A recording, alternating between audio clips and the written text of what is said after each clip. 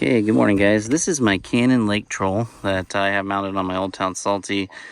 Now, for the longest time I resisted putting a downrigger on my kayak. But I did this a couple years ago. I started using downriggers and it's really changed the way I kayak fish and made me a more productive kayak angler. So today I'm going to go over some tips for downrigger fishing off of your kayak. It's become a really critical tool to me, especially on my kokanee and salmon fisheries, as well as walleye. So let's get out on the water, get some fish.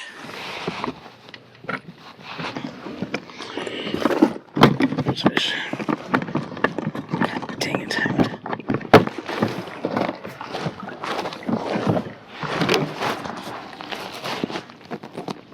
So for the longest time, like I said, I really resisted getting a downrigger on my kayak, and I got an autopilot kayak, which was a little bit bigger and heavier, which kind of inspired me to try it. And I think I had a pretty gross misunderstanding of just what kind of drag a downrigger created, and it was a lot more minimal than I thought. And now I have them on my little Salty 120 PDL, and I hardly notice it, and it's made such a big difference. It's a big kokanee in my success rate when fishing for salmon and for walleye. Okay, let's see if I can get this guy. This guy's a toad. Nice first fish of the day. There we go. Chunkster. Take that. And now that I've been fishing with downriggers on motorized and pedal kayaks now for almost a year and a half, 2 years, I thought I'd give some advice to those that are looking at doing that. Ooh, I didn't get those hooks in the hand. There's definitely some considerations to be made, and it will depend a lot on your goals, your kayak design, and what you hope to get out of it. That's a nice fish. Look at that thing. Gorgeous.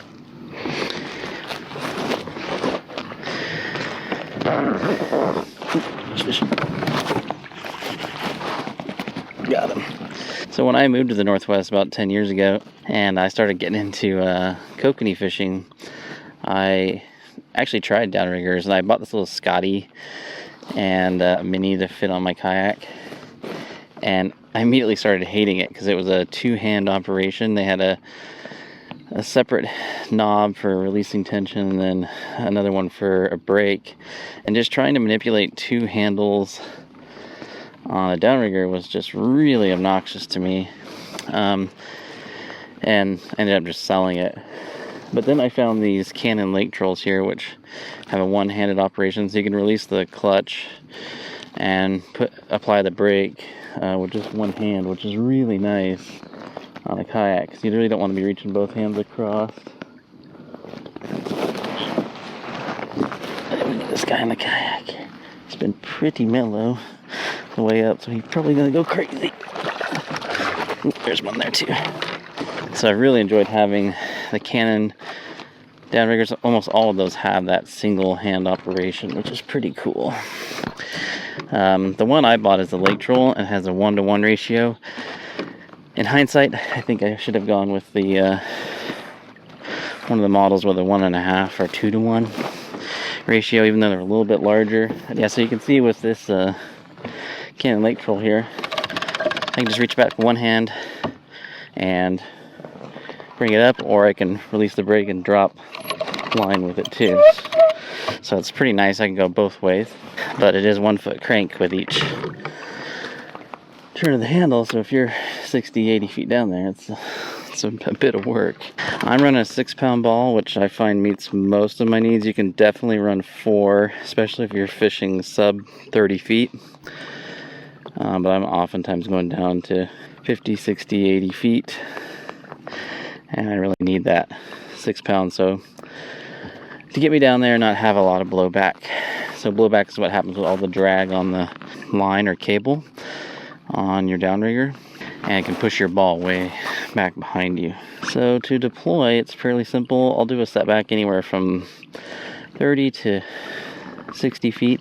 I generally try to keep it the same setback as the distance on my dropper rod, so that the dodgers are basically side by side back there, even though they might be at slightly different depths. I feel like I want my dodgers relatively close together, as it increases the drawing power of bringing those fish in when you have two dodgers working fairly close together there. Ooh, fish. Nice. Got him. Woo! It's really a good one.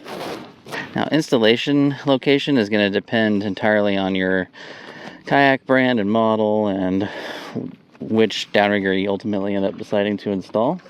But a couple key things to bear in mind is that when selecting a downrigger install location, you don't want it to interfere with the basic functions of your kayak. That is, you don't want to make it in a place that prevents you from from paddling or pedaling. You also don't want it to contribute greatly to instability of your kayak, and you don't want it to interfere from self-rescue in the event that you do flip over. You want to be able to get back in your kayak, so you don't want it blocking, access into your cockpit. I always like to keep open space that's about as wide as my body, that I can slide back up into my kayak from either side. I also prefer to have mine in a location that I can easily reach without having to lean forward or lean way back. I can just do it comfortably from my chair within arm's distance. For me, I end up using the V-lock system and mounting it behind me on all of my Old Town kayaks. But if you have something like a Hobie, their H-rail system is actually really nice for installing downriggers.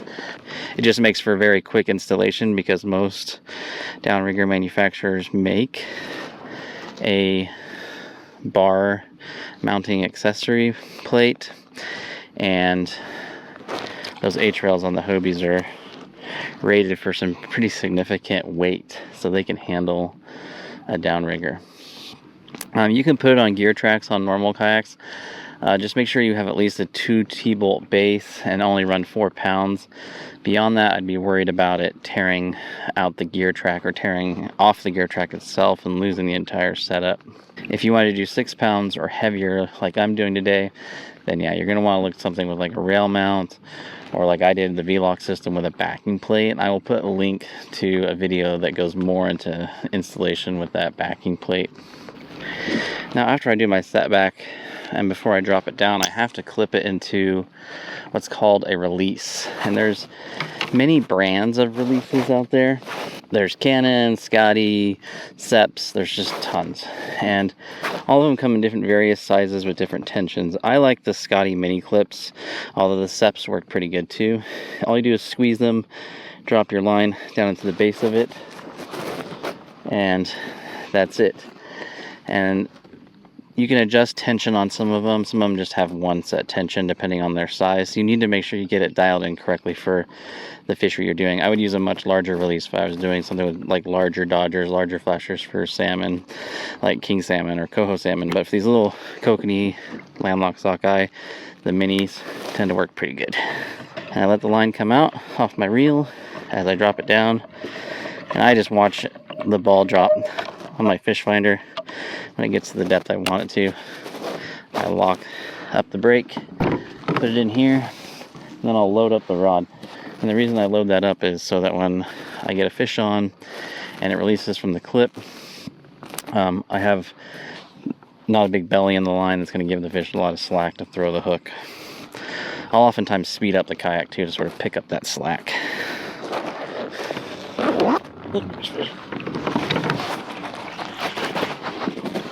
Got it. Now, I've made several modifications that I recommend you make to your downrigger too if you're going to install one on a kayak. This includes shortening the boom to bring the boom in tighter to the kayak. That's just going to make it easier for you to reach the downrigger weight, but it's also going to bring that center of gravity in and add to stability in the kayak. It's also going to make the kayak track a little bit better, especially if you're just running one downrigger like I am. Whoa, that's a monster cookie. Jeez, he's wild. Oh no. And that's the danger. we can wrap around the downrigger weight. Jeez, this guy's a wild fish. I also changed out the downrigger steel cable for a braid. Just gets a little bit less blowback, a little bit less noise, but more importantly, you can cut it with your safety knife if you get in a situation that you need to get that weight cut in a hurry. So let's say you roll your kayak and you're having problems self-rescuing because of that weight is causing issues, or it's wrapped up on you. It's so much easier to just cut that line. You know, you might lose a $30 downrigger weight, but you're gonna get your life back, and makes it a lot easier to do that than with trying to cut it with steel cable. Look at that guy, he's a wild one. Now, one of the bummers of small compact downriggers is that they tend to be manual only, so I have to crank that thing up every time. But there are ways you can avoid that. You can use things called stacker rigs, which I have a whole video on those. I'll put a link up above and at the end of this video. Or you can also use what's called a Shuttle Hawk. Now, I kind of have mixed feelings about the Shuttle Hawk, but basically what this does is if you put pressure on it after you clip into the clip, it will dive down to your downrigger ball as long as you keep pressure on it. And then when a fish releases, it will come back to the surface.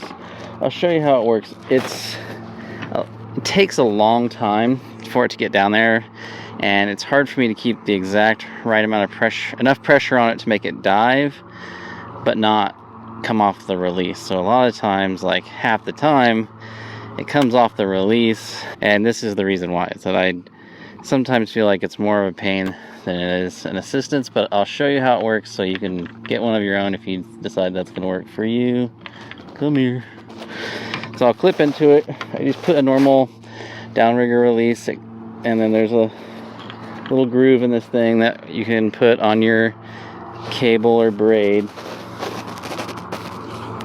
and then you just lift up, and sometimes it snags up on the braid a little bit, and there it goes. It starts to dive down.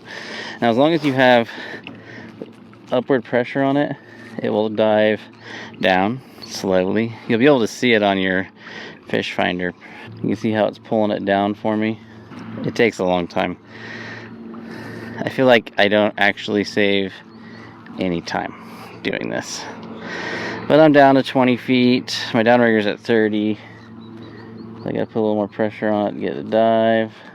It also increases your blowback on your downrigger because you've got this giant blade pulling backwards on it. It's just kind of a bummer. And it's there. Okay, so now that it's set,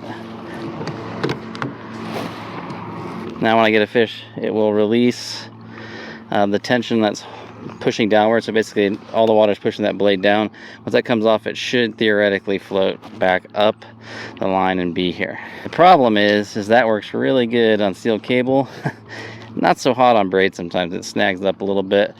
I've had to go in there and periodically take some sandpaper and smooth out the inside of the groove that thing locks into, because it's just plastic. Like, if they would make, like, they'd put like a little metal ring in there or something that was slicker, it would be so much better. But in my experience, Max is just kind of cheap on their manufacturing, and they don't go that little bit of extra distance to make really good quality stuff. They could, but they don't. So here you can see the Shuttle Hawk sweeping down, and there's my downrigger ball. These are kokanee. And this is the thermocline right there, so this is the cold water that's bouncing off of that. It's nice to be able to see your downrigger ball in relation to the kokanee marks or fish marks, whatever you're targeting. Fish. It's a big hit. Smashed it.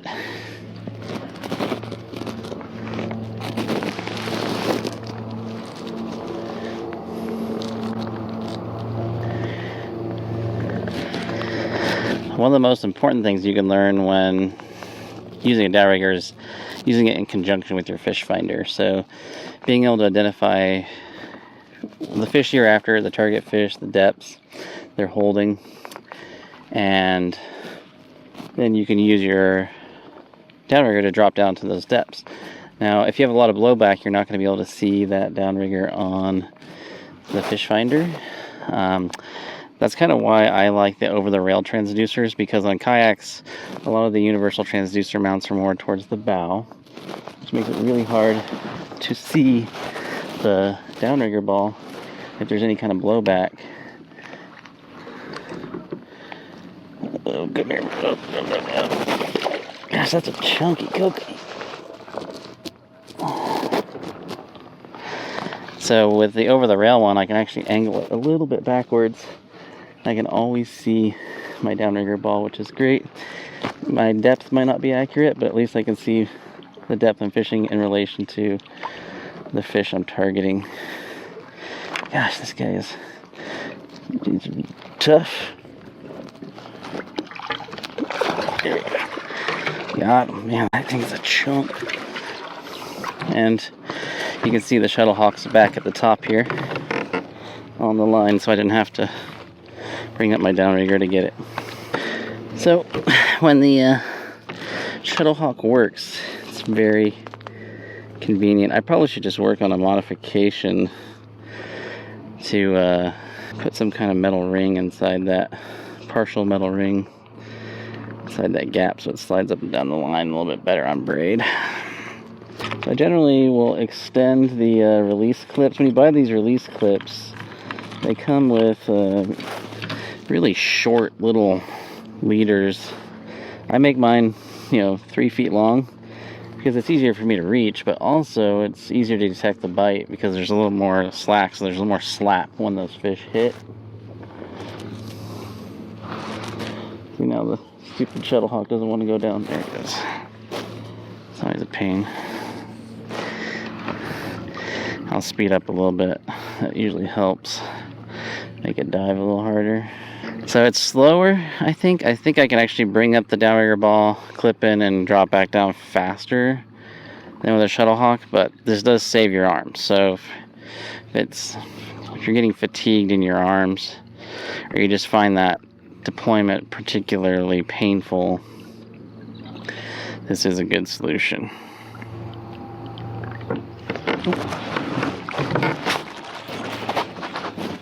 Got him. Downrigger's getting all the love today. Especially later in the day when they go deeper. Get a little more surface shy. Wild child. Bring him around. Oop. Come on. Turn that nose. Turn it. There we go. There's fish. Hadn't got one on the dropper in a long time. Oh gosh. Just gonna get that nose turned just a touch more. Got him. That's good. I'm glad to end the day on the dropper because I still wanted to show that droppers are still super effective, and downrigger is by no means necessary to catch fish at depth. But as you saw today, I caught a large majority of my fish on the downrigger. Droppers still have their place, and sometimes they'll shine more than the downriggers, which is why I love still having one on the kayak at all times. It's a tank of a kokanee. Beautiful fish. It's also my last fish of the day. Alright, I'll put links to all the videos that I feel like really help tie into this video on downrigger fishing on a kayak and at depth. It'd be good to spend a few minutes going through some of those other videos. I think it'll help inform this video as well. I'll also put links to the downrigger and V-lock system that I use on this kayak. And if you have any questions, just let me know in the comment section below and I'll get back to you. Just remember, fish smarter, not harder. Bye guys.